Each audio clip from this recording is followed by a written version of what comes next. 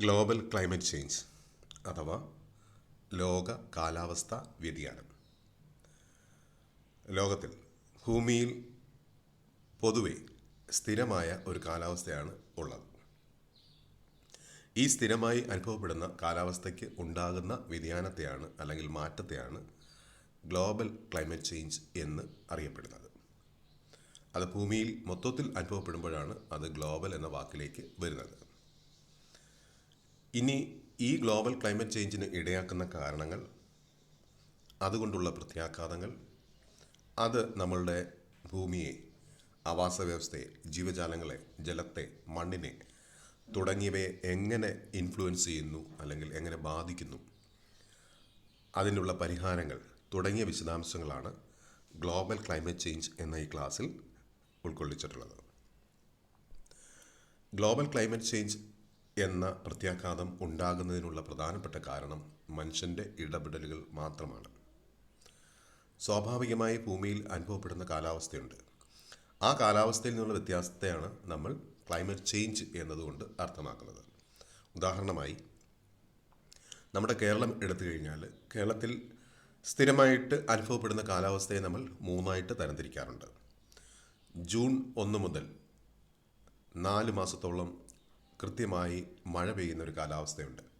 ഇതിനെ നമ്മൾ മൺസൂൺ എന്ന് പറയും. ഈ 4 മാസം കഴിഞ്ഞാൽ മഴയുടെ അളവ് കുറഞ്ഞ് ഇടവിട്ട് മഴ പതുക്കെ അവസാനിക്കുന്ന അടുത്ത 4 മാസമുണ്ട്. ഈ 4 മാസത്തെ നമ്മൾ പോസ്റ്റ് മൺസൂൺ എന്ന് പറയും. ഇനി മൺസൂൺ തുടങ്ങുന്നതിന് മുൻപുള്ള കാലഘട്ടം ഫെബ്രുവരി, മാർച്ച്, ഏപ്രിൽ, മെയ്, ഈ 4 മാസത്തെ നമ്മൾ പ്രീ മൺസൂൺ എന്ന് പറയും. പ്രീ മൺസൂൺ എന്ന് പറയുമ്പോൾ നമുക്ക് വളരെ പരിചിതമായ കാലാവസ്ഥയാണ്. സ്കൂളും കോളേജുകളൊക്കെ അടയ്ക്കുന്ന കാലാവസ്ഥ, വലിയ ചൂടുള്ള കാലാവസ്ഥ, മഴയുടെ അളവ് വളരെ കുറവായിരിക്കും. അപ്പോൾ നമ്മൾ ഈ കാലാവസ്ഥയെ നമ്മൾ നോക്കുകയാണെങ്കിൽ നൂറ്റാണ്ടുകളായിട്ട് മാറ്റമില്ലാതെ നിൽക്കുന്ന ഒരു കാലാവസ്ഥയായിരുന്നു ഈ കേരളത്തിലെ കാലാവസ്ഥ. അതിന് മാറ്റം സംഭവിച്ചിട്ടുണ്ട്. ഈ മാറ്റം സംഭവിച്ചതിൻ്റെ കാരണമെന്ന് പറയുന്നത് മനുഷ്യൻ ലോകവ്യാപകമായി നടത്തുന്ന ഇടപെടലുകളാണ്. ഈ ഇടപെടലുകളെ നമ്മൾ ആന്ത്രോപോജനിക് ആക്ടിവിറ്റീസ് എന്നാണ് പറയുക. മനുഷ്യൻ്റെ ഇടപെടലുകൾ. ഈ ആക്ടിവിറ്റീസ് അല്ലെങ്കിൽ ഈ പ്രവർത്തനങ്ങൾ പ്രധാനമായിട്ടും പരിസ്ഥിതിയുടെ നാശത്തിനും അന്തരീക്ഷത്തിൻ്റെ മലിനീകരണത്തിനും ജലത്തിൻ്റെ മലിനീകരണത്തിനും ജൈവ വൈവിധ്യത്തിൻ്റെ നാശത്തിനും ഇടയാക്കിയിട്ടുണ്ട്. അതിനുള്ള പ്രധാനപ്പെട്ട ഓരോ കാരണങ്ങൾ നമ്മൾ എടുത്തു പരിശോധിക്കാം. ആദ്യത്തേത്, കാലാവസ്ഥയിൽ മാറ്റമുണ്ടാക്കുന്നതിനുള്ള പ്രധാനപ്പെട്ട കാരണമെന്ന് പറയുന്നത് ബേണിംഗ് ഓഫ് ഫോസിൽ ഫ്യൂവൽസ് ആണ്. ഫോസിൽ ഇന്ധനങ്ങൾ കത്തിക്കുന്നത് കൊണ്ടാണ്. പ്രധാനപ്പെട്ട ഫോസിൽ ഇന്ധനങ്ങളെന്ന് പറയുന്നത് കൽക്കരി, പെട്രോളിയം, നാച്ചുറൽ ഗ്യാസ് തുടങ്ങിയവയാണ്. ഇത് നമ്മൾ എന്തിനെല്ലാം ഉപയോഗിക്കുന്നു എന്ന് പരിശോധിച്ചാൽ ഇത് വാഹനങ്ങളിൽ, വ്യാവസായിക ശാലകളിൽ, വൈദ്യുതി ഉണ്ടാക്കുന്നതിന് തുടങ്ങിയവയ്ക്ക് ആണ് പ്രധാനമായിട്ടും നമ്മൾ ഇത്തരം ഇന്ധനങ്ങൾ ഉപയോഗിക്കുന്നത്. ഈ ഇന്ധനങ്ങൾ ഉപയോഗിക്കുമ്പോൾ ഇന്ധനത്തിൻ്റെ കത്തിക്കൽ മൂലം അന്തരീക്ഷത്തിലേക്ക് carbon dioxide, carbon monoxide, nitrous oxide, sulphur dioxide തുടങ്ങിയ വാതകങ്ങൾ എത്തിച്ചേരുകയും അത് അന്തരീക്ഷ മലിനീകരണത്തിനും അതുമൂലമുള്ള പ്രശ്നങ്ങൾക്ക്, പ്രത്യേകിച്ച് ഗ്രീൻ ഹൗസ് എഫക്റ്റ് പോലെയുള്ള പ്രശ്നങ്ങൾക്കും പ്രത്യാഘാതങ്ങൾക്കും ഇടയാക്കുകയും ചെയ്യും.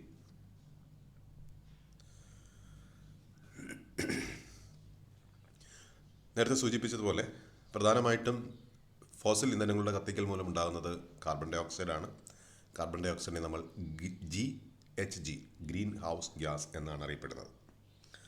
അതുപോലെ മീഥെയ്ൻ, ഓയിൽ എക്സ്ട്രാക്ഷൻ, അതായത് ഭൂമിയുടെ അടിയിൽ നിന്നും നമ്മൾ ക്രൂഡ് ഓയിലുകൾ വേർതിരിച്ചെടുക്കുക അല്ലെങ്കിൽ ഖനനം ചെയ്യുമ്പോഴും നാച്ചുറൽ ഗ്യാസ്, പ്രകൃതി വാതകങ്ങൾ എടുക്കുമ്പോഴും പുറത്തേക്ക് വരുന്ന പ്രധാനപ്പെട്ട ഒരു വാതകമാണ് മീഥെയ്ൻ. ഈ മീഥെയ്നും അന്തരീക്ഷത്തിൻ്റെ താപനില കൂട്ടുന്ന വാതകമാണ്. അതുപോലെ മറ്റൊരു വാതകമാണ് നൈട്രസ് ഓക്സൈഡുകൾ. ഈ നൈട്രസ് ഓക്സൈഡുകൾ അന്തരീക്ഷത്തിലെ ജലവുമായി ചേർന്ന് നൈട്രിക് ആസിഡായിട്ട് മാറുകയും അത് ആസിഡ് റെയിൻ പോലെയുള്ള പ്രത്യാഘാതങ്ങൾ ഉണ്ടാക്കുകയും ചെയ്യും.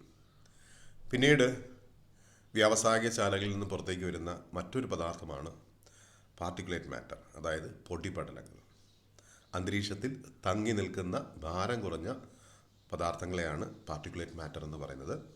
അത് അന്തരീക്ഷത്തിൽ ദീർഘനേരം തങ്ങി നിൽക്കുകയും ശ്വാസകോശ സംബന്ധമായിട്ടുള്ള അസുഖങ്ങൾ ജീവജാലങ്ങൾക്കുണ്ടാകുകയും അത് ഇലകളുടെ മുകളിൽ പടർന്നു വീണ് അല്ലെങ്കിൽ തങ്ങി നിന്ന് പറ്റിപ്പിടിച്ച് പ്രകാശ സംശ്ലേഷണത്തെ, അതായത് ഫോട്ടോസിന്തസിസിനെ ബാധിക്കുകയും ചെയ്യും.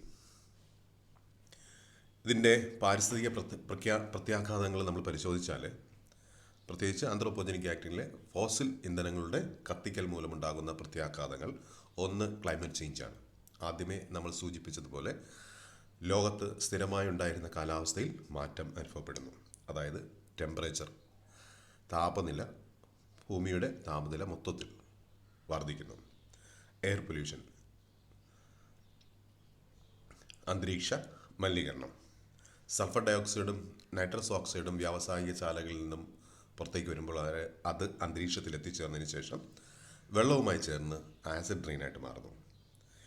ഓഷ്യൻ അസിഡിഫിക്കേഷൻ, അന്തരീക്ഷത്തിൽ അധികമായി എത്തുന്ന കാർബൺ ഡൈ ഓക്സൈഡ് വലിച്ചെടുക്കുന്നത് ഒന്ന് കടലും രണ്ട് വനങ്ങളുമാണ്.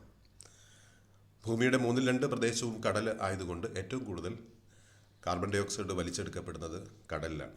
അപ്പോൾ കടലിലേക്ക് കൂടുതൽ കാർബൺ ഡൈ ഓക്സൈഡ് വലിച്ച് എടുക്കപ്പെടുന്നത് മൂലം കടലിൻ്റെ pH ലെവൽ, അതായത് അത് ആസിഡിക് ആയിട്ട് അല്ലെങ്കിൽ അമ്ലമുള്ള ഒരു ഘടനയിലേക്ക് അല്ലെങ്കിൽ വെള്ളത്തിന് കൂടുതൽ ആസിഡിക് ആയിട്ട് മാറുന്നു. അത് കടലിലെ ജീവജാലങ്ങളുടെ നിലനിൽപ്പിനെ തന്നെ ബാധിക്കുകയും ചെയ്യും. രണ്ടാമത്തെ ഏറ്റവും പ്രധാനപ്പെട്ട മനുഷ്യൻ്റെ ഇടപെടൽ വനങ്ങളിലാണ്.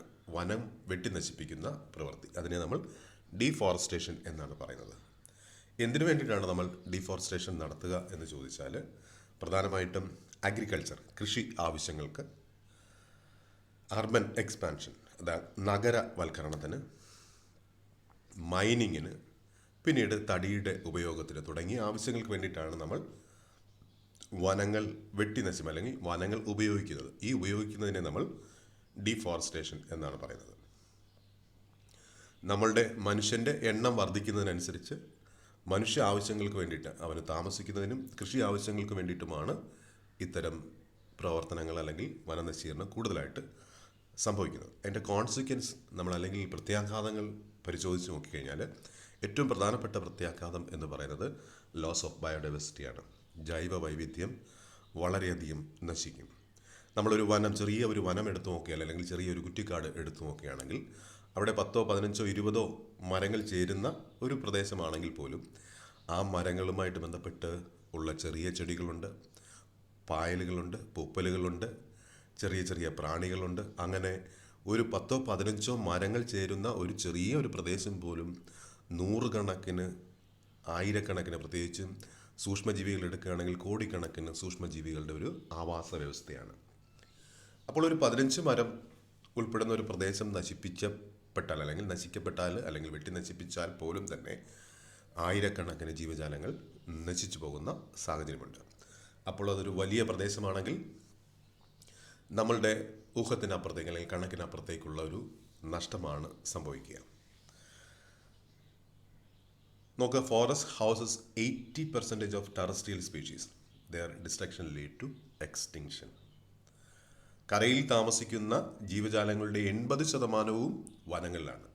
അതുകൊണ്ട് വനങ്ങൾ നശിപ്പിക്കപ്പെട്ടാൽ ഈ 80% വരുന്ന ജീവജാലങ്ങളുടെയും നിലനിൽപ്പ് ഭീഷണിയാവും. പലതും വംശനാശം സംഭവിച്ച് ഇല്ലാതെയായി പോകും. പിന്നീട് ഡിസ്റപ്ഷൻ ഓഫ് കാർബൺ സൈക്കിൾ.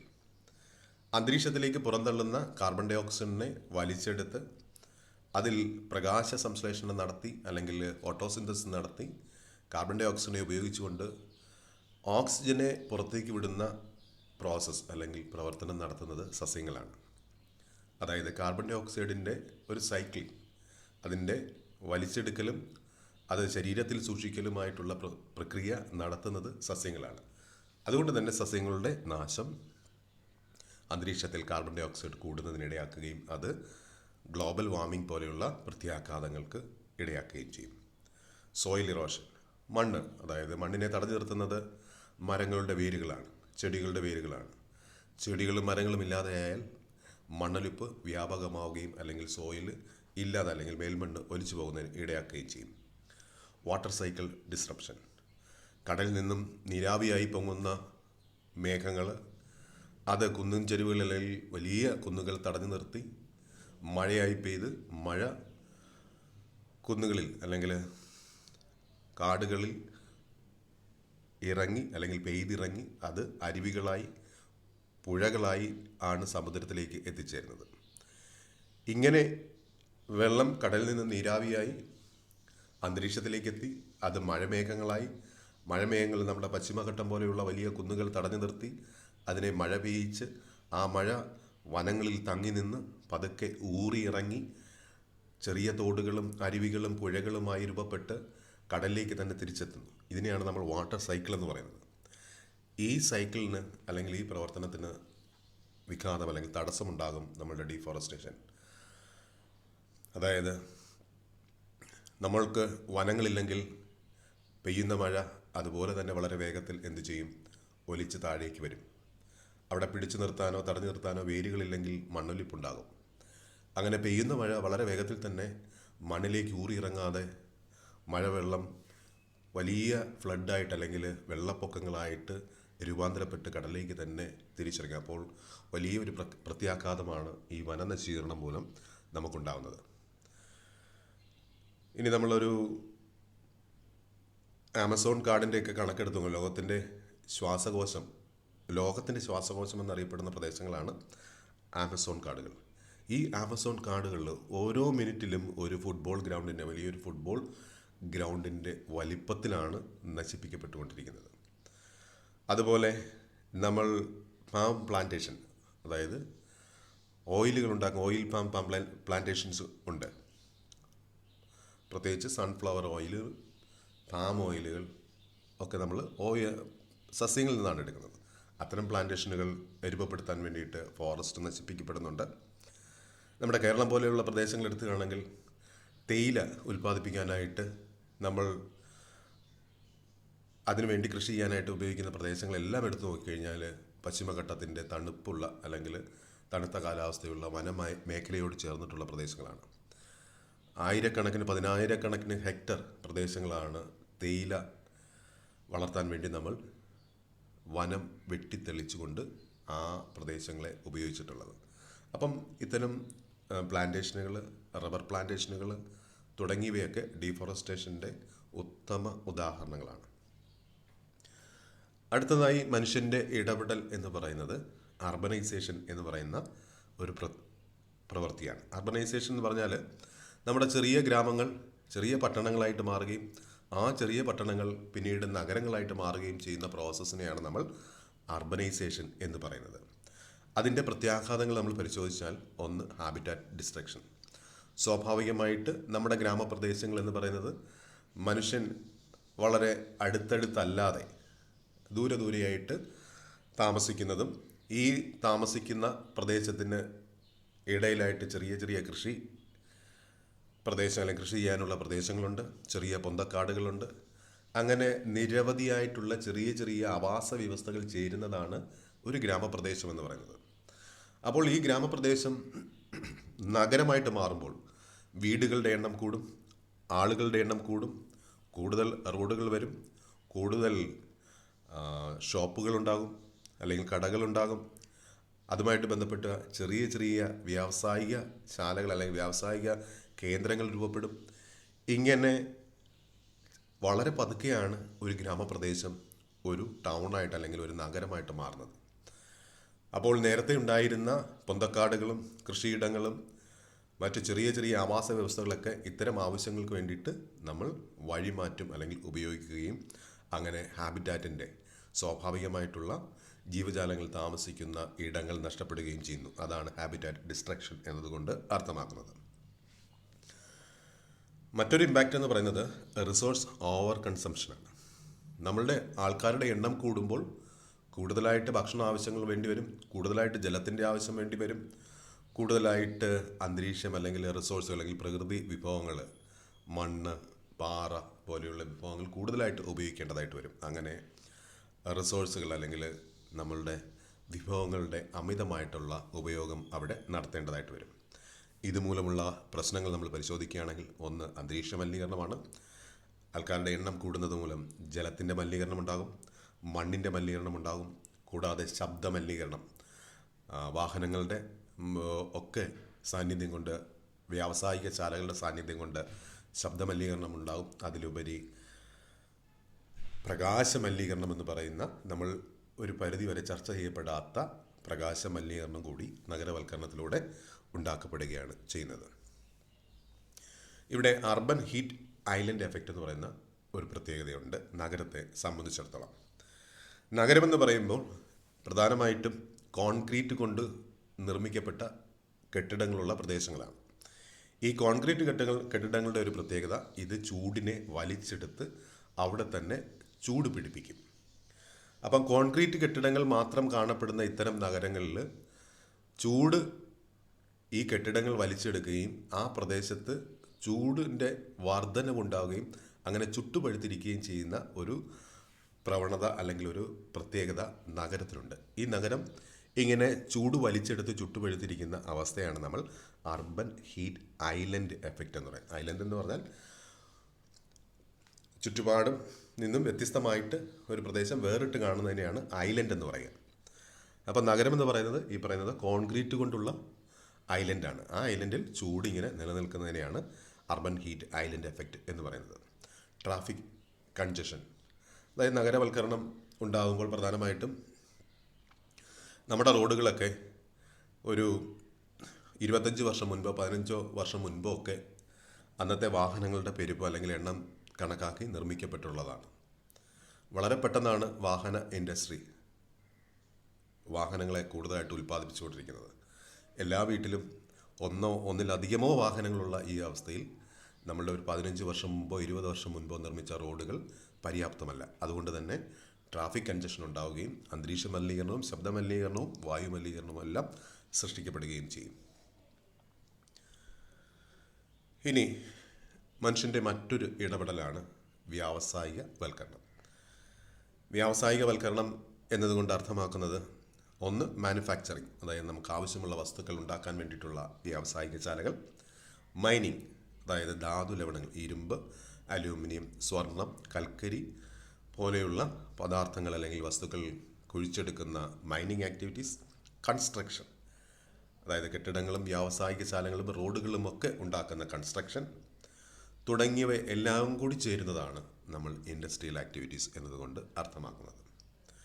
ഈ ഇൻഡസ്ട്രിയൽ ആക്ടിവിറ്റീസിൽ പ്രധാനമായിട്ടും പുറത്തേക്ക് വരുന്ന വാതകങ്ങളുണ്ട്. ഒന്ന് കാർബൺ മോണോക്സൈഡാണ്, അടുത്തത് sulphur dioxide, nitrous oxide തുടങ്ങിയ പദാർത്ഥങ്ങൾ, പാർട്ടിക്കുലേറ്റ് മാറ്റർ തുടങ്ങിയവയാണ്. കൂടാതെ വോളറ്റൈലായിട്ടുള്ള ഓർഗാനിക് കാർബൺസും ഉണ്ട്. അപ്പം ഇത്തരം പദാർത്ഥങ്ങൾ പ്രധാനമായിട്ടും sulphur dioxide, nitrous oxide പോലെയുള്ള പദാർത്ഥങ്ങൾ അന്തരീക്ഷത്തിൽ എത്തിച്ചേർന്നാൽ അത് ആസിഡ് റെയിന് ഇടയാക്കും.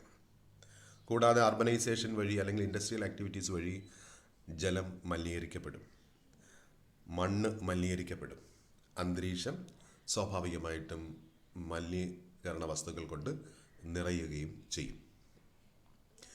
ഇതിൻ്റെ പാരിസ്ഥിതിക പ്രത്യാഘാതങ്ങൾ, എൻവയോൺമെൻറ്റൽ കോൺസിക്വൻസ് നമ്മൾ നോക്കിയാൽ, ഒന്ന് ക്ലൈമറ്റ് ചേഞ്ചാണ്.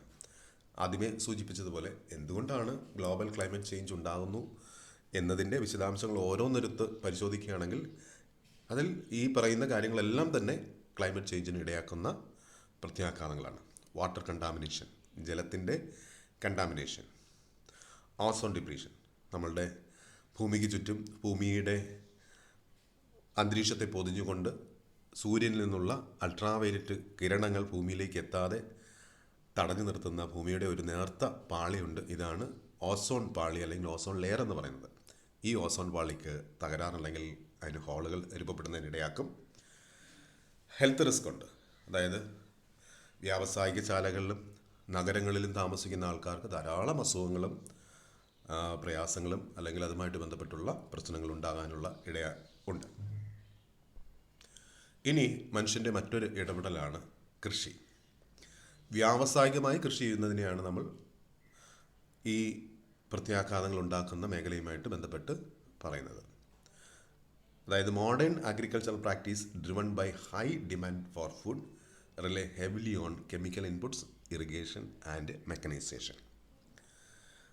ഭൂമിയിൽ മനുഷ്യൻ്റെ എണ്ണം മാത്രമല്ല മൃഗങ്ങളുടെ ഒക്കെ എണ്ണം കൂടിയതോടുകൂടി നമ്മളുടെ ആവശ്യങ്ങൾക്കും മറ്റ് ജീവജാലങ്ങളെ നമ്മൾ വളർത്തുന്ന ജന്തുക്കളുടെ ആവശ്യങ്ങൾക്ക് വേണ്ടിയിട്ട് കൃഷി വളരെ വ്യാപകമാക്കി. ഈ കൃഷി വ്യാപകമാക്കിയതോടുകൂടി നമ്മൾ കൃഷി ആവശ്യങ്ങൾക്ക് വേണ്ടിയിട്ട് പെസ്റ്റിസൈഡുകൾ, പ്രധാനമായിട്ടും കെമിക്കൽ പെസ്റ്റിസൈഡുകൾ, ഫെർട്ടിലൈസറുകൾ, പിന്നെ ഇറിഗേഷൻ ആവശ്യങ്ങൾക്ക് വേണ്ടിയിട്ടുള്ള കനാലുകൾ, ഈ കൃഷി ആവശ്യങ്ങൾക്ക് വേണ്ടിയിട്ടുള്ള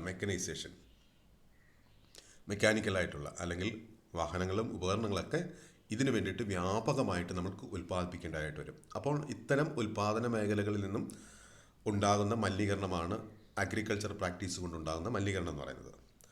ഇതിൻ്റെ പ്രധാനപ്പെട്ട ഇഷ്യൂസ് നോക്കുകയാണെങ്കിൽ, ഒന്ന് ലാൻഡ് ഡീഗ്രഡേഷൻ. ഏതെങ്കിലും ഒരു വിള കൃഷി ചെയ്യുന്നതിന് വേണ്ടിയിട്ട് നമ്മൾ വളരെയധികം പ്രദേശത്തെ, കിലോമീറ്റർ അല്ലെങ്കിൽ ഹെക്ടർ കണക്കിന് പ്രദേശത്തെ വെട്ടിത്തെളിച്ച് ഏകവിള കൃഷി, നെല്ലാകാം, റബ്ബറാകാം, അല്ലെങ്കിൽ തേയിലയാകാം, കാപ്പിയാകാം, ചോളമാകാം, എന്തുമാകാം, അപ്പം ഏകവിള കൃഷി ചെയ്യുന്നത് മൂലം മണ്ണ് ഇല്ലാതെയാകും. വാട്ടർ പൊല്യൂഷൻ, ഫെർട്ടിലൈസറും പെസ്റ്റിസൈഡുകളും അമിതമായിട്ട് ഉപയോഗിക്കുന്നത് മൂലം ജലത്തിൻ്റെ മലിനീകരണം സംഭവിക്കുന്നു.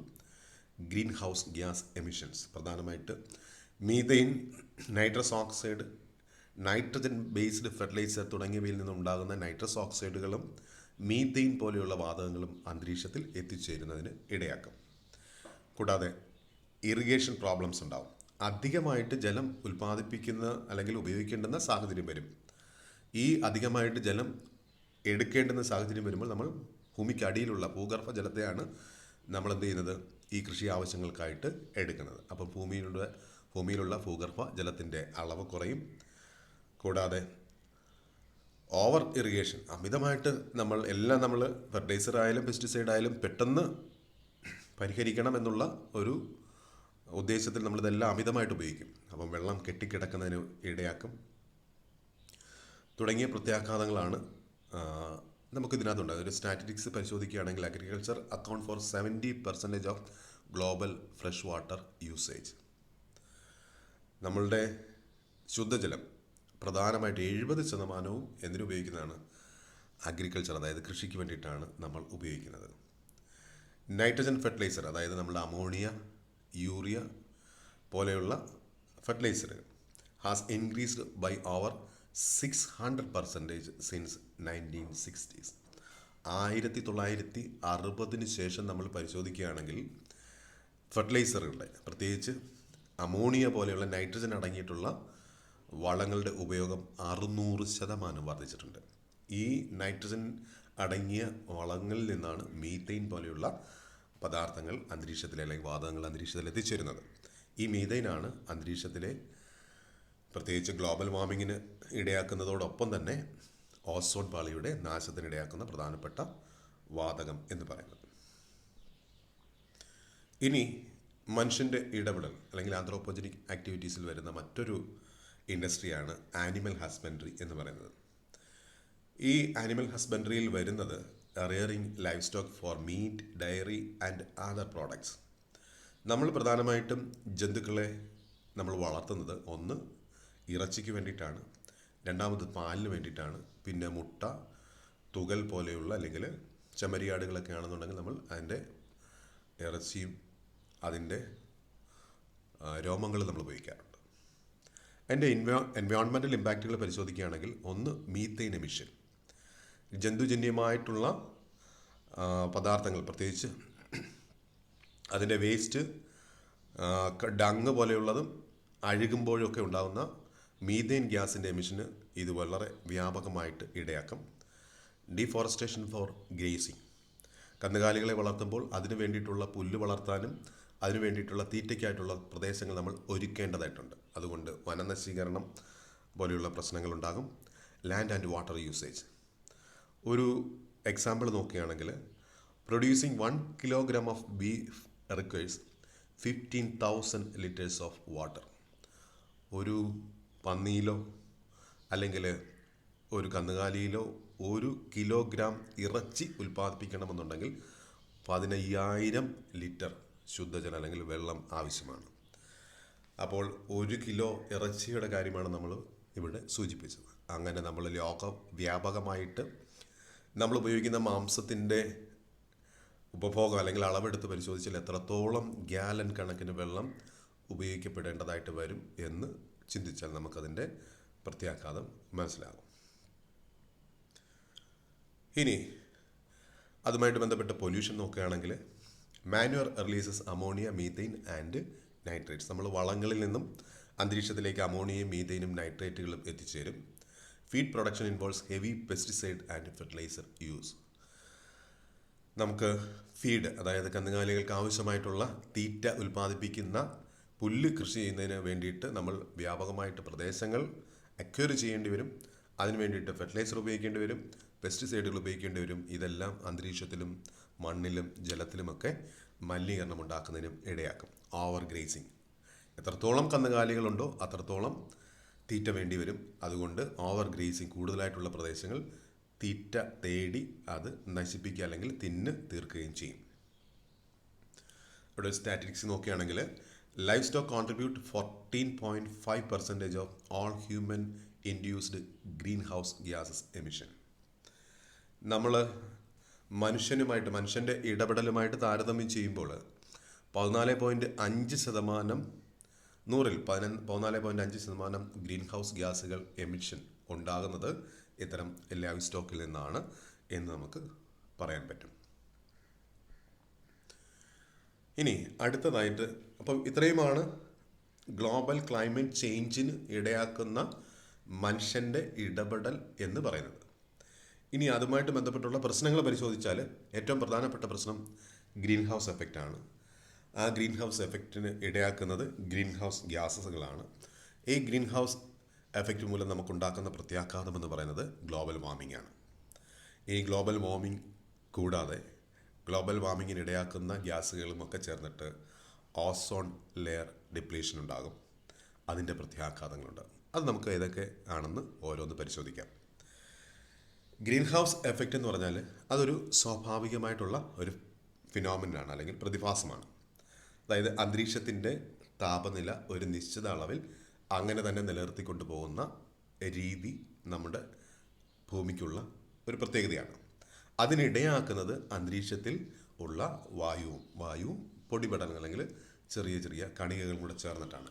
അപ്പോൾ അന്തരീക്ഷത്തിൻ്റെ ഭൂമിയുടെ ചുറ്റും കാണപ്പെടുന്ന അന്തരീക്ഷത്തിൽ വായുവുണ്ട്, അതായത് പലതരത്തിലുള്ള വായുവുണ്ട്. അതായത് ഓക്സിജനുണ്ട്, കാർബൺ ഡൈ ഓക്സൈഡുണ്ട്, ഹീലിയമുണ്ട്, നൈട്രജനുണ്ട്, ഹൈഡ്രജനുണ്ട്, കാർബൺ മോണോക്സൈഡുണ്ട്, നൈട്രസ് ഓക്സൈഡുണ്ട്, സൾഫർ ഡൈ ഓക്സൈഡുണ്ട് തുടങ്ങിയ എല്ലാം കൂടെ ചേരുന്നതാണ് നമ്മളുടെ അന്തരീക്ഷം എന്ന് പറയുന്നത്.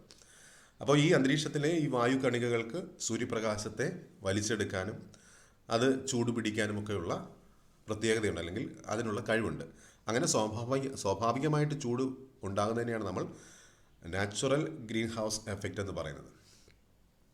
ഇനി രണ്ടാമത്തേതുള്ളത് എൻഹാൻസ്ഡ് ഗ്രീൻ ഹൗസ് എഫക്റ്റ് ഉണ്ട്. ഈ എൻഹാൻസ്ഡ് ഗ്രീൻ ഹൗസ് എഫക്റ്റ് എന്ന് പറയുന്നത് സ്വാഭാവികമായിട്ട് അന്തരീക്ഷത്തിൽ നിന്നുള്ള താപനിലയിൽ നിന്നും ഒരു 15 ഡിഗ്രി സെൽഷ്യസ് കൂടുകയാണ്, അല്ലെങ്കിൽ വളരെ പെട്ടെന്ന് വർദ്ധിക്കുകയാണ്. അതായത് ഓരോ ദിവസവും ചൂടിൻ്റെ അളവ് വ്യത്യാസമുണ്ടാകും. അപ്പോൾ അന്തരീക്ഷത്തിൻ്റെ താപനില സ്വാഭാവികമായിട്ടുള്ള താപനിലയിൽ നിന്നും വർദ്ധിക്കുന്നതിനെയാണ് നമ്മൾ എൻഹാൻസ്ഡ് ഗ്രീൻ ഹൗസ് എഫക്റ്റ് എന്ന് പറയുന്നത്. ഈ എൻഹാൻസ്ഡ് ഗ്രീൻ ഹൗസ് എഫക്റ്റിന് ഇടയാക്കുന്നത് ഗ്രീൻ ഹൗസ് ഗ്യാസസുകളാണ്. അത് ഞാൻ നേരത്തെ സൂചിപ്പിച്ചതുപോലെ ഒന്ന് കാർബൺ ഡൈ ഓക്സൈഡാണ്, രണ്ടാമത്തത് മീഥെയിനാണ്. കൂടാതെ nitrous oxide, chloro fluoro carbon CFC എന്ന് ചുരുക്കപ്പേരിൽ പറയും.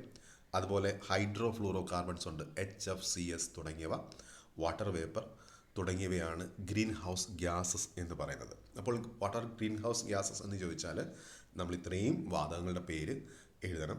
അത് പ്രധാനമായിട്ടും ഉണ്ടാകുന്ന സോഴ്സ്, ഇപ്പം കാർബൺ ഡൈ ഓക്സൈഡ് ആണെങ്കിൽ ഫോസൽ ഫ്യൂവലും ഡിഫോറസ്റ്റേഷനും സിമൻറ്റ് പ്രൊഡക്ഷൻ പോലെയുള്ള വ്യാവസായികമായിട്ടുള്ള ശാലകളിൽ നിന്നുമൊക്കെയാണ് കാർബൺ ഡൈ ഓക്സൈഡ് ഉണ്ടാകുന്നത്.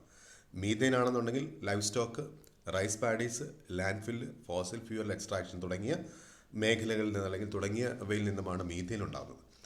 നൈട്രസ് ഓക്സൈഡ് ആണെങ്കിൽ fertiliser application, industrial process, biomass burning തുടങ്ങിയ പ്രോസസ്സിലൂടെ ഉണ്ടാകുന്നു. ക്ലോറോ ഫ്ലൂറോ കാർബൺസ് ആണെന്നുണ്ടെങ്കിൽ റെഫ്രിജറൻറ്റുകൾ, നമ്മൾ എ സി, റെഫ്രിജറേറ്ററുകളിൽ തുടങ്ങിയവയിൽ നിന്നും, എയ്റോസോൾസ്, എയർ കണ്ടീഷണർ തുടങ്ങിയവയിൽ നിന്നുമാണ് ക്ലോറോ ഫ്ലൂറോ കാർബൺസ് ഉണ്ടാകുന്നത്. വാട്ടർ വേപ്പർ സ്വാഭാവികമായിട്ടും നാച്ചുറൽ ഇവാപ്പറേഷൻ, അന്തരീക്ഷം ചൂട് പിടിക്കുന്ന അല്ലെങ്കിൽ സൂര്യൻ്റെ ചൂട് മൂലം അന്തരീക്ഷത്തിലേക്ക് എത്തിച്ചേരുന്നതാണ് വാട്ടർ വേപ്പർ.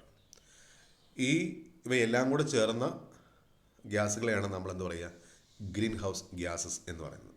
ഇതിൻ്റെ സോഴ്സ് നമ്മൾ നേരത്തെ സൂചിപ്പിച്ചതുപോലെ എനർജി സെക്ടർ, നമ്മൾ ഊർജ്ജം ഉൽപ്പാദിപ്പിക്കാനായിട്ട് വേണ്ടിയിട്ട് ഫോസിൽ ഇന്ധനങ്ങളും വ്യാവസായിക ശാലകളും വാഹനങ്ങളുമൊക്കെ നമ്മൾ ഊർജ്ജ ആവശ്യത്തിന് വേണ്ടിയിട്ട് നമ്മളുടെ ഫോസിൽ ഇന്ധനങ്ങൾ ഉപയോഗിക്കുന്നുണ്ട്. അത് ഈ ഗ്രീൻ ഹൗസ് ഗ്യാസസിൻ്റെ എമിഷന് ഇടയാക്കും. അഗ്രികൾച്ചർ, അതായത് ലൈഫ് സ്റ്റോക്ക്, ഇൻഡസ്ട്രി, സാധാരണയായിട്ട് ഫോസിൽ ഇന്ധനങ്ങൾ ഉപയോഗിച്ചുള്ള ഇൻഡസ്ട്രീസ്, ഡീഫോറസ്റ്റേഷൻ, വേസ്റ്റ് മാനേജ്മെൻറ്റ്. നമ്മൾ ഇതുവരെ ചർച്ച ചെയ്യാത്ത ഒരു കാര്യമാണ് വേസ്റ്റ് മാനേജ്മെൻറ്റ് എന്ന് പറയുന്നത്. നമ്മൾ ഉൽപ്പാദിപ്പിക്കുന്ന വേസ്റ്റ് നമ്മൾ എങ്ങനെ മാനേജ് ചെയ്യുന്നു എന്നുള്ളത് വളരെ പ്രധാനപ്പെട്ടതാണ്. നമ്മൾ മാനേജ് ചെയ്യുന്നതേ ഇല്ല എന്ന് പറയുന്നതായിരിക്കും ശരിക്കുള്ള കാര്യമല്ല. നമ്മുടെ പാരമ്പര്യം അങ്ങനെ തന്നെയാണ്. അപ്പോൾ ഈ വേസ്റ്റ് നമ്മൾ ഒന്നുകിൽ കത്തിച്ച് കളയും, അല്ലെങ്കിൽ എവിടേക്കെങ്കിലും വലിച്ചെറിയുന്നത് പ്രത്യേകിച്ച് നദികളിലോ അല്ലെങ്കിൽ ചെറിയ ചെറിയ കുളങ്ങളിലോ അല്ലെങ്കിൽ ചെറിയ ചെറിയ പൊന്തക്കാടുകളിലോ ഒക്കെയാണ്. ഇത് അവിടെ കിടന്ന് അഴുകുകയോ അല്ലെങ്കിൽ പിന്നീട് ഇത് കൂടി വരുമ്പോൾ അവർ കൂട്ടിയിട്ട് കത്തിക്കുകയോ ഒക്കെ ചെയ്യുന്നതാണ് നമ്മുടെ സ്വാഭാവികമായിട്ടുള്ള രീതി. ഇനി അത് ഒരു മുനിസിപ്പാലിറ്റിയോ കോർപ്പറേഷനൊക്കെ ആണെന്നുണ്ടെങ്കിൽ ഇത് എവിടെയെങ്കിലും കൊണ്ട് ഡംപ് ചെയ്യും, അല്ലെങ്കിൽ ഒരുമിച്ച് കൂട്ടിയിടും. ഇത് പിന്നീട് അവിടെ ഇട്ട് കത്തിക്കും, അല്ലെങ്കിൽ അതിൻ്റെ മുന്നിലേക്ക് ഒരു വലിയ കുഴിയെടുത്ത് കുഴിച്ച് മൂടും. ഇങ്ങനെയുള്ള മാനേജ്മെൻറ്റ് സ്ട്രാറ്റജീസാണ് നമ്മൾക്കുള്ളത്. ഇതൊരു പ്രോപ്പറായിട്ടുള്ള ഒരു വേസ്റ്റ് മാനേജ്മെൻറ്റ് സംവിധാനമല്ല. അപ്പോൾ വേസ്റ്റ് മാനേജ്മെൻറ്റ് സംവിധാനത്തിൽ നൂതനമായിട്ടുള്ള അല്ലെങ്കിൽ ഏറ്റവും പുതിയ സാങ്കേതിക വിദ്യകൾ, അതായത് റീയൂസ്, റീസൈക്കിൾ തുടങ്ങിയവയാണ്, അല്ലെങ്കിൽ ആ ഒരു പ്രോസസ്സിലാണ് നമ്മളത് മാനേജ് ചെയ്യേണ്ടത്. അപ്പോൾ അങ്ങനെ മാനേജ് ചെയ്യാത്തത് കൊണ്ട് കൂട്ടിയിട്ട് കത്തിക്കും, അത് കഴുകാൻ വിടും തുടങ്ങിയവയിലൂടെയൊക്കെ ഗ്രീൻ ഹൗസ് ഗ്യാസുകൾ ഉൽപ്പാദിപ്പിക്കപ്പെടും. ഇതിൻ്റെ പ്രത്യാഘാതം എന്ന് പറയുന്നത് നമ്മൾ ആദ്യം സൂചിപ്പിച്ചതുപോലെ ഗ്ലോബൽ വാർമിംഗ് ആണ്.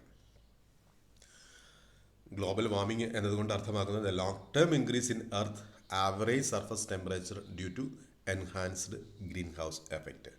നാച്ചുറൽ ഗ്രീൻ ഹൗസ് ഉണ്ട്, എഫക്റ്റ് ഉണ്ട്, എൻഹാൻസ്ഡ് ഈ ഗ്രീൻ ഹൗസ് എഫക്റ്റ് ഉണ്ട്. അതായത് മനുഷ്യൻ്റെ ഇടപെടൽ മൂലം അന്തരീക്ഷത്തിലെ താപനില കൂടുന്നതിനെയാണ് എൻഹാൻസ്ഡ് ഗ്രീൻ ഹൗസ് എഫക്റ്റ് എന്ന് പറയുന്നത്.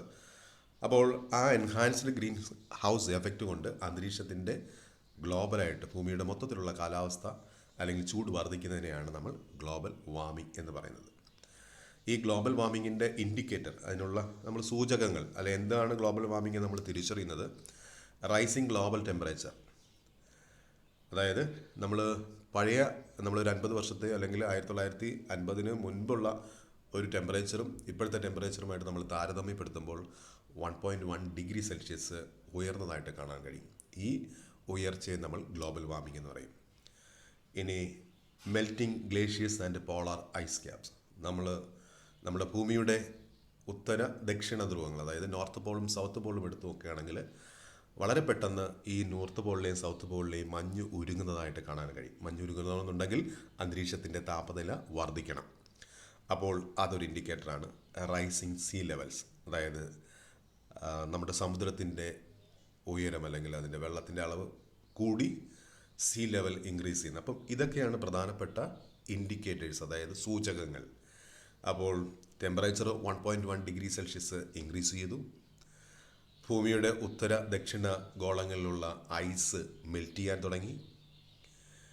അതുകൂടാതെ സമുദ്ര ജലനിരപ്പ് ഉയരാൻ തുടങ്ങിയിരിക്കുന്നു.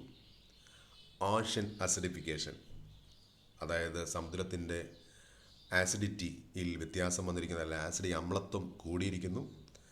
വാർമിംഗ്, നമുക്ക് മൊത്തത്തിൽ ഒരു ചൂടുള്ള ഒരവസ്ഥയായിട്ട് ഫീൽ ചെയ്യുകയും ചെയ്യുന്നു. ഇതിനെയാണ് ഇതിൻ്റെ ഇൻഡിക്കേറ്റർ എന്ന് പറയുന്നത്. ഇതുമൂലമുണ്ടാകുന്ന പ്രത്യാഘാതങ്ങൾ നമ്മൾ പരിശോധിച്ചാൽ എക്സ്ട്രീം വെതർ ഇവൻറ്റ്സ്, സ്വാഭാവികമായിട്ടുള്ള കാലാവസ്ഥയിൽ നിന്ന് വ്യത്യസ്തമായിട്ട് ചുഴലിക്കാറ്റുകളും ഹീറ്റ് വേവ്സ്, അതായത് താപതരംഗങ്ങളും വരൾച്ചയും വെള്ളപ്പൊക്കം പോലെയുള്ള പ്രത്യാഘാതങ്ങൾ ഉണ്ടാകുന്നു. ലോസ് ഓഫ് ബയോഡൈവേഴ്സിറ്റി, ജൈവവൈവിധ്യം നശിക്കുന്നു.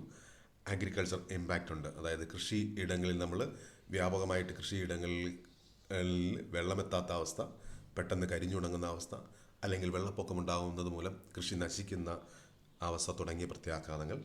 ഹെൽത്ത് ഇഫക്റ്റ് ഉണ്ട്. Increased heat related illness, vector bone diseases. നമുക്ക് ചില രോഗാണുക്കൾ ചൂട് കൂടുമ്പോൾ രോഗാണുക്കൾ കൂടുതലായിട്ട് പെരുകും. അത് നമുക്ക് പെട്ടെന്ന് പടർന്നു പിടിക്കുന്ന അസുഖങ്ങൾ, മലേറിയ പോലെയുള്ള അസുഖങ്ങൾ തിരിച്ചു വരുന്നതിന് ഇടയാക്കും. അതുപോലെ താപതരംഗങ്ങൾ മൂലം അല്ലെങ്കിൽ ഉഷ്ണതരംഗങ്ങൾ മൂലം ഉണ്ടാകുന്ന തൊലിപ്പുറത്തുണ്ടാകുന്ന ക്യാൻസർ പോലെയുള്ള പ്രത്യാഘാതങ്ങളുണ്ടാകും.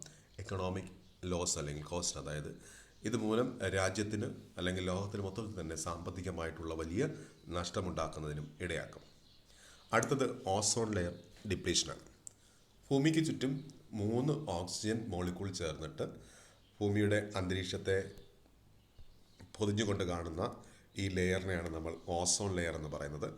ഈ ഓസോൺ ലെയറാണ് സൂര്യനിൽ നിന്നുള്ള അൾട്രാവയലറ്റ് കിരണങ്ങളെ തടഞ്ഞു നിർത്തി ഭൂമിക്കകത്തേക്ക് കടക്കാതെ പ്രതിരോധിക്കുന്നത്. ഇതാണ് ഓസോൺ ലെയർ ചെയ്യുന്ന റോൾ എന്ന് പറയുന്നത്. UV കിരണങ്ങൾ എന്ന് പറയുന്നത് ഏറ്റവും ചൂട് കൂടിയ കിരണങ്ങളാണ്. ഹൈ എനർജി റേഡിയേഷൻസ് ആണ്. സ്വാഭാവികമായിട്ടുള്ള റേഡിയേഷൻസ് അന്തരീക്ഷത്തിൽ എത്തിച്ചേരുമ്പോൾ തന്നെ അന്തരീക്ഷത്തിലുള്ള വാതകങ്ങൾ ചൂട് പിടിച്ച് നമുക്ക് ഗ്ലോബൽ വാർമിംഗ് പോലെയുള്ള പ്രത്യാഘാതങ്ങൾ നേരിടുന്ന സാഹചര്യത്തിൽ അൾട്രാവയലറ്റ് റേഡിയേഷൻ കൂടി കടന്നു വന്നു കഴിഞ്ഞാൽ അത് വലിയ നിയന്ത്രിക്കാൻ പറ്റാത്ത അല്ലെങ്കിൽ നമുക്ക് ഭൂമിക്ക് ഉൾക്കൊള്ളാൻ പറ്റാത്ത താപനില ഉണ്ടാക്കുന്നതിന് ഇടയാക്കും. അപ്പോൾ ഈ ഓസോൺ ലെയറിൻ്റെ ഡിപ്ലീഷൻ ഇടയാക്കുന്ന പ്രധാനപ്പെട്ട വാതകങ്ങളെ നമ്മൾ ക്ലോറോ ഫ്ലൂറോ കാർബൺസ് എന്നാണ് പറയുന്നത്.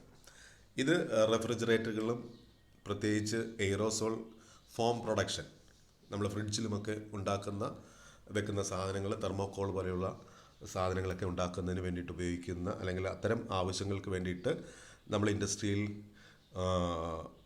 പർപ്പസിന് ഉപയോഗിക്കും. അല്ലെങ്കിൽ ഇത്തരം പദാർത്ഥങ്ങൾ ഉണ്ടാക്കുമ്പോൾ അതിൽ നിന്നും എമിറ്റ് ചെയ്യപ്പെടുന്ന പദാർത്ഥങ്ങളാണെങ്കിൽ വാതകങ്ങളാണ് ക്ലോറോ ഫ്ലൂറോ കാർബൺസ് എന്ന് പറയുന്നത്. അതുപോലെ തന്നെ ഹാലൻസും അതർ ഹാലോജിനേറ്റഡ് കോമ്പൗണ്ട്സും നമ്മൾ ഫയർ എക്സ്റ്റിങ്ക്യൂഷറിലൊക്കെ ഉപയോഗിക്കുന്ന പദാർത്ഥങ്ങളുണ്ട്. അതിൻ്റെ റിയാക്ഷൻ വഴി അല്ലെങ്കിൽ അത് പൊട്ടിക്കുമ്പോൾ അത് നമ്മൾ ഉപയോഗിക്കുമ്പോൾ അതിൽ നിന്ന് പുറത്തു വരുന്ന വാതകങ്ങളൊക്കെയാണ് നമ്മൾ ക്ലോറോ ഫ്ലൂറോ കാർബൺസ് എന്ന് പറയുന്ന വിഭാഗത്തിൽ പെടുത്തിയിരിക്കുന്നത്. ഇവിടെ നോക്കുകയാണെങ്കിൽ a single chlorine atom can destroy thousands of ozone molecules through catalytic reactions. ഇവിടുത്തെ പ്രശ്നം എന്ന് പറയുന്നത് നമ്മൾ ഈ എയറോസോൾസും റെഫ്രിജറേറ്ററുകളും AC ഒക്കെ വളരെ കുറവാണെന്ന് പറയാം. ഈ കുറവാണെന്ന് പറയുമ്പോൾ ഒരു ക്ലോറിൻ ആറ്റത്തിന് അല്ലെങ്കിൽ ക്ലോറോ ഫ്ലൂറോ കാർബൺ വരുന്ന ഒരു ഗ്യാസിലെ ഏതെങ്കിലും ഒരു ആറ്റത്തിന് ആയിരക്കണക്കിന് ഓസോൺ മോളിക്യൂളിനെ നശിപ്പിക്കാൻ കഴിയും. ഒന്നിന് 1000 അല്ലെങ്കിൽ 1000 1500 അല്ലെങ്കിൽ 2000 ഓസോൺ മോളിക്യൂൾസിനെ നശിപ്പിക്കാനുള്ള കഴിവ് ഒരു മോളിക്യൂളിനുണ്ട് എന്ന് പറയുമ്പോഴാണ് ഇതിൻ്റെ പ്രത്യാഘാതം നമ്മൾ മനസ്സിലാക്കേണ്ടത്. ഇതിൻ്റെ കോൺസിക്വൻസ് നമ്മൾ നോക്കിക്കഴിഞ്ഞാൽ, ഒന്ന് ഇൻക്രീസ്ഡ് UV റേഡിയേഷൻ, അന്തരീക്ഷത്തിലേക്ക് കൂടുതൽ UV റേഡിയേഷൻ എത്തിച്ചേരും. അതുമായിട്ടുള്ള ഹെൽത്ത് ഇമ്പാക്റ്റ്, സ്കിൻ ക്യാൻസർ പോലെയുള്ള പ്രശ്നങ്ങളുണ്ടാകും. എൻവയോൺമെൻറ്റൽ എഫക്റ്റ് ഉണ്ട്. ഡാമേജ് ടു ഫൈറ്റോ പ്ലാങ്ക്ടൺസ്, അതായത് കടലിലെ സൂക്ഷ്മജീവികളുണ്ട്, കടലിൽ പൊങ്ങിക്കിടക്കുന്ന സൂക്ഷ്മ ജീവജാലങ്ങളുണ്ട്. ഇതിനെ നമ്മൾ ഫൈറ്റോ പ്ലാങ്ക്ടൺസ് എന്നാണ് പറയുക. സസ്യ വിഭാഗത്തിൽ പെടുന്ന പ്ലാങ്ക്ടനുകളാണ് ഫൈറ്റോ പ്ലാങ്ക്ടൺസ്. ജന്തു വിഭാഗത്തിൽപ്പെടുന്ന പ്ലാങ്ക്ടൺസിനെ നമ്മൾ സൂ പ്ലാങ്ക്ടൺ എന്നാണ് പറയുക. അപ്പോൾ ഇത് സൂക്ഷ്മജീവികളാണ്. ഈ സൂക്ഷ്മജീവികളെ ആശ്രയിച്ചിട്ടാണ് മത്സ്യങ്ങളും മറ്റ് ജീവജാലങ്ങളും ജീവിക്കുന്നത്. അപ്പം ഈ മത്സ്യങ്ങളും അതിന് മുകളിലുള്ള ജീവജാലങ്ങളുടെയൊക്കെ പ്രാഥമികമായിട്ട് അടിസ്ഥാന ഭക്ഷണം എന്ന് പറയുന്നത് പ്ലാങ്ക്ടൺസ് ആണ്. അത് നശിച്ചു കഴിഞ്ഞാൽ ബാക്കിയുള്ള ആ ഭക്ഷ്യ ശൃംഖല തന്നെ, ഫുഡ് ചെയിൻ തന്നെ അല്ലെങ്കിൽ ഫുഡ് വെബ് തന്നെ തകരാറിലാകും അല്ലെങ്കിൽ പ്രശ്നത്തിലേക്കാകും.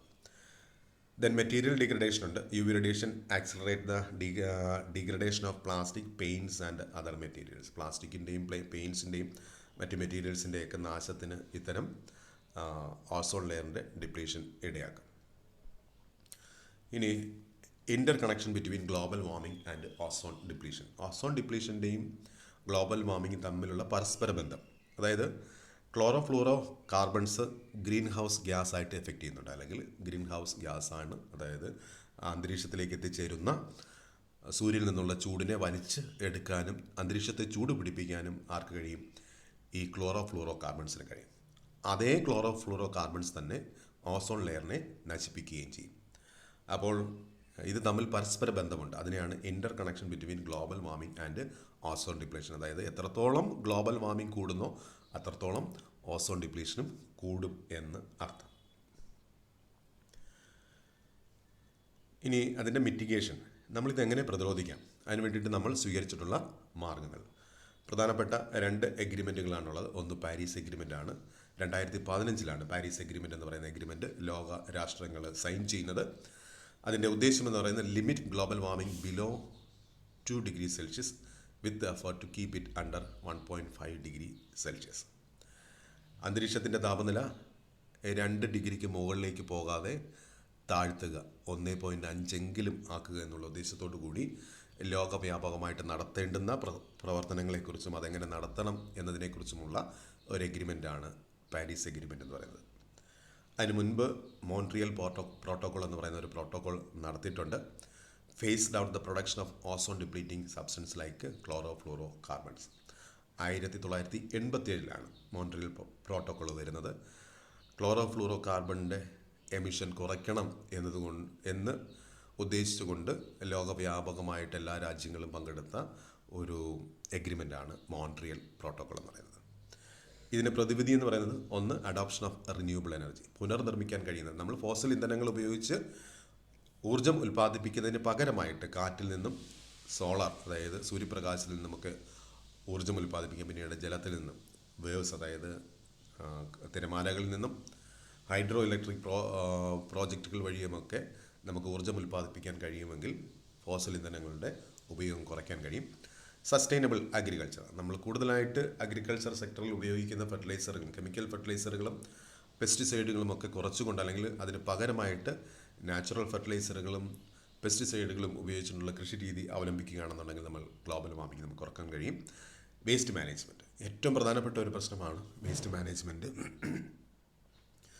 പ്രോപ്പറായിട്ടൊരു വേസ്റ്റ് മാനേജ്മെൻറ്റ് സംവിധാനം എല്ലായിടത്തും ഉണ്ടായെങ്കിൽ മാത്രമേ പറ്റത്തുള്ളൂ. നമ്മുടെ കോളേജുകൾ എടുത്ത് നോക്കുകയാണെങ്കിലും നമ്മുടെ വീടെടുത്ത് നോക്കുകയാണെങ്കിലും ഒക്കെ നമ്മൾ വേസ്റ്റ് മാനേജ്മെൻറ്റ് എങ്ങനെയാണ് കൈകാര്യം ചെയ്യുന്നത് എന്ന് നമ്മുടെ ചുറ്റുപാട്, നമ്മുടെ സ്കൂള്, കോളേജ്, നമ്മുടെ വീട് തുടങ്ങിയവയൊക്കെ നമ്മുടെ പരിസരങ്ങൾ, റോഡ് തുടങ്ങിയവയൊക്കെ നമ്മൾ നിരീക്ഷിച്ചാൽ മനസ്സിലാകും നമ്മുടെ വേസ്റ്റ് മാനേജ്മെൻറ്റ് എത്രത്തോളം മോശമാണ് അല്ലെങ്കിൽ എത്രത്തോളം കാര്യക്ഷമമല്ല എന്നുള്ളത്. ഇതൊക്കെ നമ്മളുടെ ഗ്ലോബൽ വാർമിങ്ങിന് ഇടയാക്കുന്ന കാരണമായതുകൊണ്ട് തന്നെ ഇവയൊക്കെ മാനേജ് ചെയ്യേണ്ടതായിട്ടുണ്ട്. അപ്പോൾ ഇത്തരം പാഠങ്ങൾ നമ്മൾ പഠിക്കുന്നത്, അല്ലെങ്കിൽ ഇത്തരം കാര്യങ്ങൾ നമ്മൾ പഠിക്കുന്നത് നമ്മൾക്കൊരു അവബോധമുണ്ടാകാനും ഈ അവബോധം നമ്മളുടെ നിലനിൽപ്പിന് ആവശ്യമാണെന്ന് ഉള്ള തിരിച്ചറിവ് ഉണ്ടാക്കാനും, ഇത്തരം തിരിച്ചറിവുകൾ നമ്മൾ മനസ്സിലാക്കി നമ്മളത് പ്രാവർത്തിക തലത്തിലാക്കുവാനും അത് മറ്റുള്ളവരിലേക്ക് പകർന്നു കൊടുക്കാനുമാണ്. അപ്പം പഠനമെന്ന് പറയുന്നത് നമ്മൾ കുറച്ച് കാര്യങ്ങൾ ടെക്സ്റ്റിൽ നിന്ന് അതുപോലെ പഠിക്കുക അല്ലെങ്കിൽ കാണാതെ പഠിക്കുക എന്നതല്ല, എന്ന് മാത്രമല്ല അത് പ്രായോഗിക തലത്തിൽ കൊണ്ടുവരാൻ അല്ലെങ്കിൽ നമ്മൾ മനസ്സിലാക്കി പ്രവർത്തിക്കാൻ എന്നുള്ളൊരു ഉദ്ദേശത്തോടു കൂടിയാണ് പഠനം എന്ന പ്രവൃത്തി. അത് സാധ്യമാകുന്ന നമ്മൾ അതിൻ്റെ യഥാർത്ഥ അർത്ഥത്തിൽ നമ്മൾ മനസ്സിലാക്കുമ്പോഴാണ്.